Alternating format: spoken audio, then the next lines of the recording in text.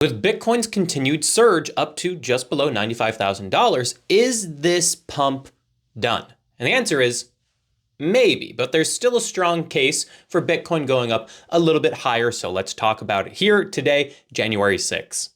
Now, yesterday, Bitcoin went up and touched the very bottom of our target that I have for the breakout of this wedge. So that is why, yeah, maybe that was the top, although it doesn't necessarily feel particularly right to me. This is the first initial area where Bitcoin should run into resistance. The actual breakout target of this wedge should be closer to $97,000. But as we've been highlighting on the past number of videos the past few days, is that on the weekly chart and the monthly chart, you have resistance between $95,000 to $96,000, all really lining up, which is why this is our breakout target, and we did technically just barely touch it. So this could be over. However, that doesn't necessarily make the most amount of sense to me, because when we look at the liquidation heat map here for Bitcoin, which is what tells us how Binance and its market makers make the most amount of money, is if Bitcoin's price were to go up to $98,000. We're so close for market manipulators and insiders to try to manipulate the market upwards and cause about $1 billion+ worth of liquidations happen. It's actually closer to $2 billion, honestly.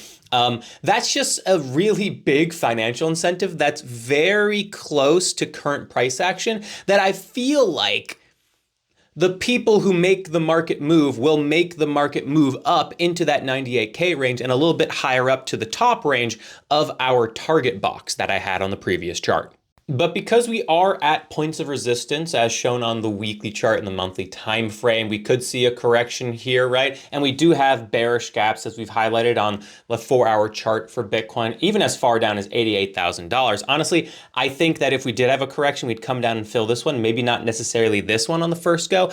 I would personally love to see these gaps just get filled in one go, because then it would make me think that maybe we can actually just continue higher up towards about $100,000. But, you know, there's some gaps here, just be aware.